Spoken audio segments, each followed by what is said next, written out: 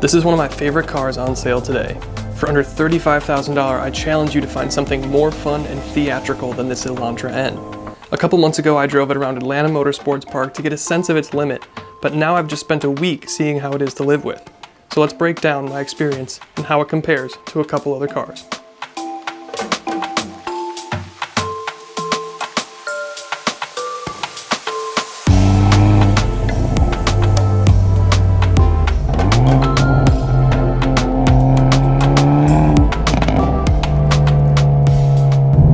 Now, one of the things that makes this car interesting is the engine. On the surface, it's just a 2-liter turbocharged 4-banger, which doesn't sound that interesting, but here it makes 276 horsepower and 289 pound-feet of torque. It's really, really strong, and it revs cleanly all the way up towards 6,500 RPM.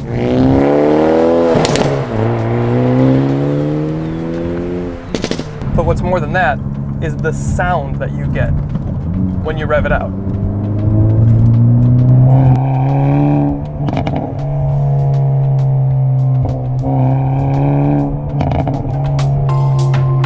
Something like a GTI/GLI has 35 less horsepower, and SI has 76 less, so you're actually closer to things like Type Rs and Golf Rs.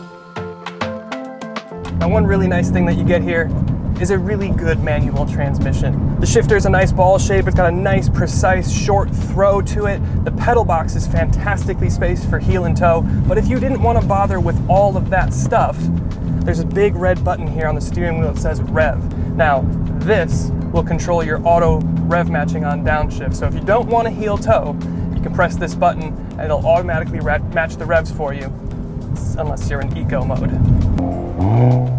We'll drop a gear here, down into second, on power. Listen to those. And then you come back down, you get pops and bangs on the downshift as well. And on liftoff and basically everywhere. Now, there is a way to get more power. If you go for the dual clutch, that red button on the steering wheel turns into an NGS button, which puts the car in overboost and adds another 10 horsepower for a couple seconds.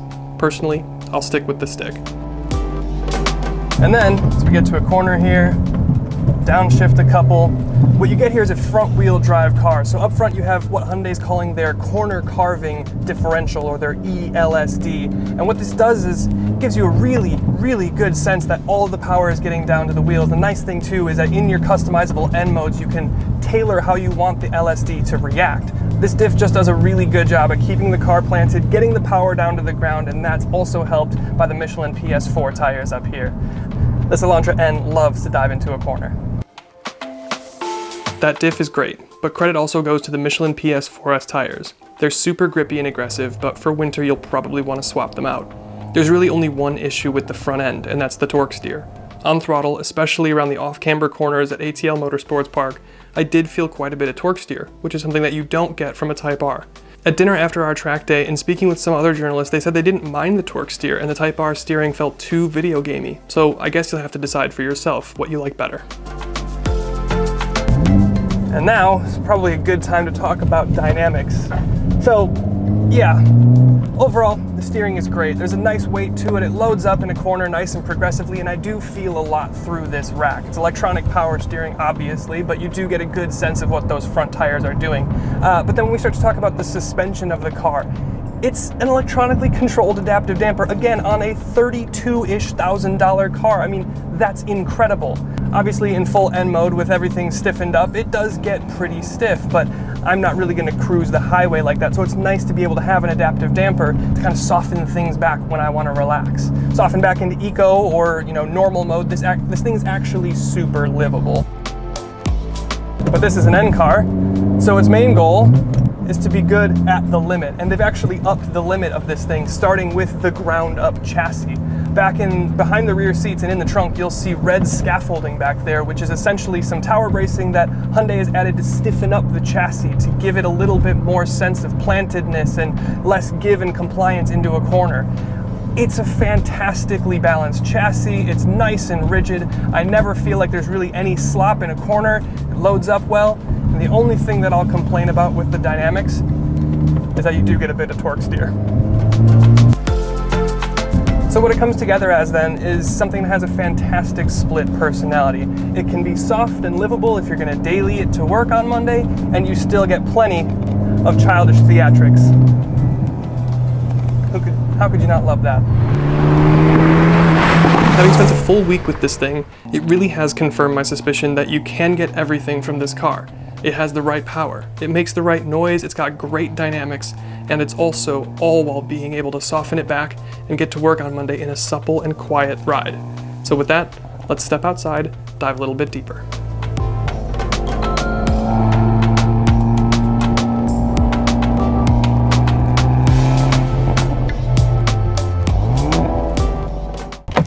Okay, so, behind the wheel, this thing is an absolute riot to drive, and to think that this thing is closer to 30 grand than 35, absolutely insane. Now when we start to talk about how this thing looks, this is where it gets to get a little bit dicey. You either love it or you hate it. A lot of people don't really love the front end. Personally, I think with a little bit of body color wrapping here, you'd have a little bit more handsome car, traditionally attractive, but I think objectively it still looks good, at least in my eyes. Now, one of the things that I love about this car is the performance blue paint option. This is how I would spec my car. I would have the blue, I would have the manual, and of course, there's two things that you can change on this car. You can change paint and you can change transmission. Those are the only things that you can get. And of course, the blue is one of the two paint color options that cost money. You know, it's only like $400 or $500, so it's not a huge difference, but I think it's worth it to get this blue. Now, of course, you have LED lights up here. You have a lot going on with the grille, but you do have some functional aero, not this part here, but you've got air curtains that come around on the outside here.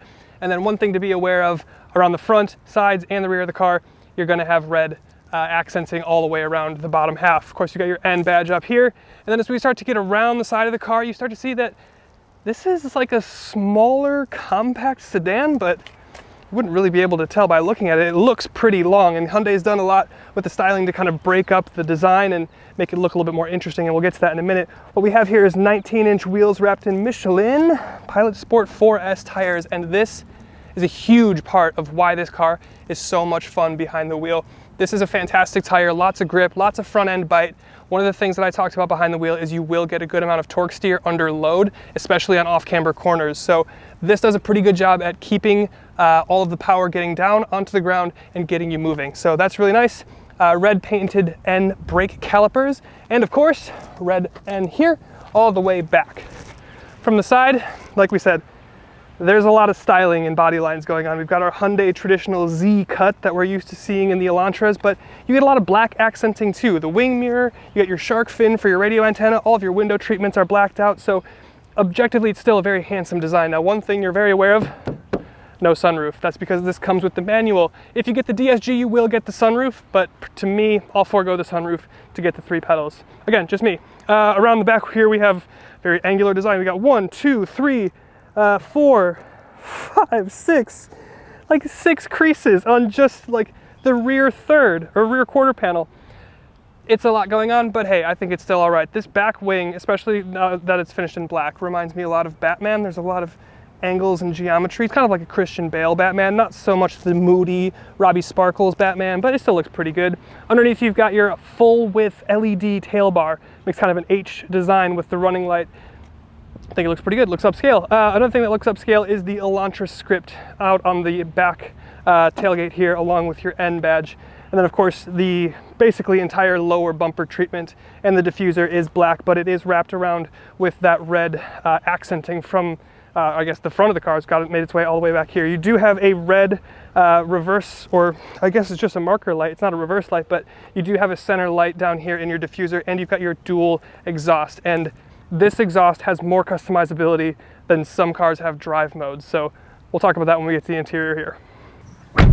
Okay, So the interior does get its roots from a sub $30,000 Hyundai economy car, but actually it's a lot nicer than that would make you believe. The seats are really, really bolstered. They're pretty comfy. They do pinch me a little bit more than I'm used to with my legs. Now when I'm driving hard, that's what I want, but just to like cruise around, it does pinch me a little bit more than maybe I would like. Paulo said he doesn't have a problem with that though.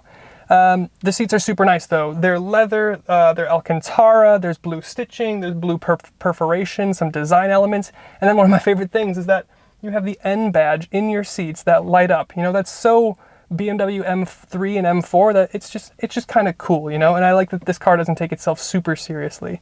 Now, you can have any interior color option that you want, as long as it's black. But overall, the space is decent. It's definitely kind of like a molded around you cockpit design. That translates to a very driver-oriented feeling. Now, again, with the black interior and the lack of sunroof in here, it does start to feel a little bit cramped, but overall it's really not that bad. You don't have a head-up display, which is a little bit interesting, seeing as some of the other stuff that you get, but honestly, at the price point, I'm not missing it. The digital gauge cluster is really nice. You get pretty much everything that you could possibly want to see. It does change for your N mode, but Eco, Comfort or Normal, and Sport are all red, and they're all exactly the same gauge cluster, which is kind of interesting. And you do get this little like circle detail. It's just kind of like an empty space, but they've put a little design over here on the left-hand side of the gauge cluster. Doesn't serve a purpose. I asked in the meeting, they said it was just stylistic, so there you go. The steering wheel itself though, it's a good size. It's not super thick, but I think it's a perfect size for what this car is. Of course, you've got all of your driver safety and assistance suite stuff over here on the right-hand side, and all of your media stuff on the left-hand side as you're used to seeing. And then since this is the manual-equipped car and not the DSG, you don't get the NGS or N-Grin shift button, but what you get is a rev or red rev matching button. So you'll get active rev matching in any mode you want except Eco. It won't do it in Eco. And there are two other buttons on the steering wheel. There are these blue N buttons. Now the one on the left is hollow, and that will essentially just change your drive mode from Eco, Normal, and Sport. And then the one on the right is filled in, and that's how you get into your N modes.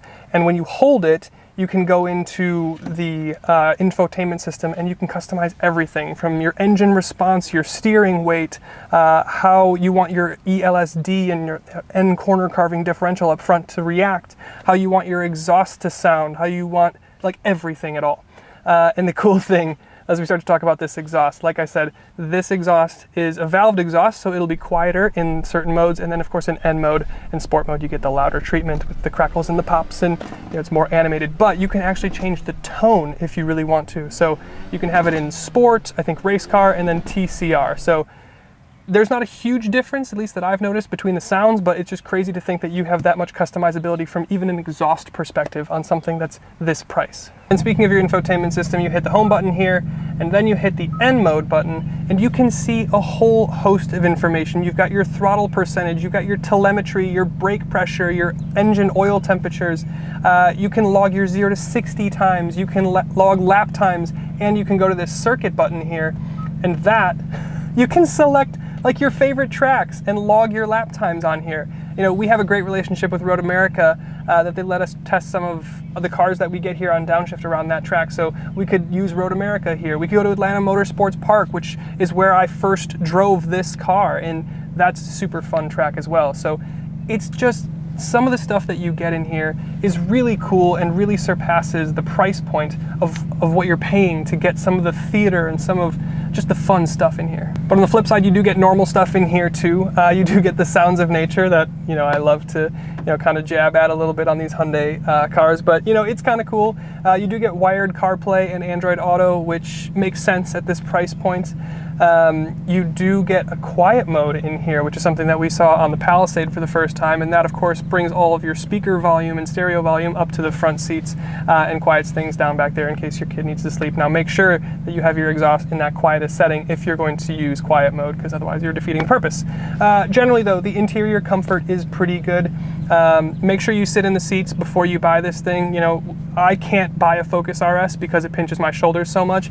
This, like I said, if you're going to be bothered by the tighter lower portion of the seat, just make sure you test it out. Honestly, for me, even, and I'm complaining about this, but I would still buy this car, even with the seat like this. So the comfort is pretty good. The storage is pretty good. You get wireless charging, 2 USBs, a 12 volt. Of course, you've got your glove box, you've got your center console, 2 cup holders, door bins, and, typical stuff like that. I forgot to mention you do have ambient lighting throughout the car as well, which is super nice. Of course, you can change the colors to those. And then we start to talk about the rear seats. This is what makes this Elantra the most usable, at least to me, N car that they have, even opposed to the Kona. You have the most legroom in here, but again, you don't have a sunroof. It is black, feels a little bit cramped, but I do have the most space back there. You will not get map pockets, you will not get air vents, and you will not get cup holders, at least not that fold down from the center of the seat. You do have cup holders in your door bins in the back seat, but overall, it's a pretty usable space. Now, we start to talk about the trunk then. You have a really, really usable and big trunk back there, at least from my opinion. The seats do fold 60-40, and they only fold from the back, which is fine, but you will notice big red scaffolding bit back there. Of course, that's the chassis bracing that we talked about earlier.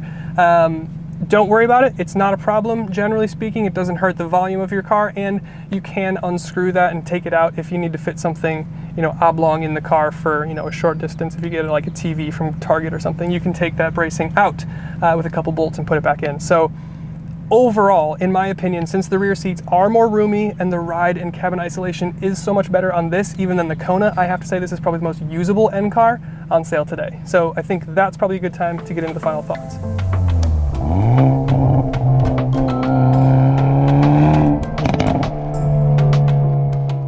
So that's the Elantra N, and I still stand by my claim that it's the most fun you can have under 35 grand. Sure, the 86 and VRZ twins are right-wheel drive, but there's a big power and sound deficit there. Then, on the other end, the Type R has more power, more neutral front end, and more heritage, but you're gonna pay for all of that in MSRP and ADM. So for me, the Elantra N, with its mix of practicality and playfulness, is kind of like a Porsche GTS, the sweet spot. Thank you guys so much for watching. We'll see you in the next one.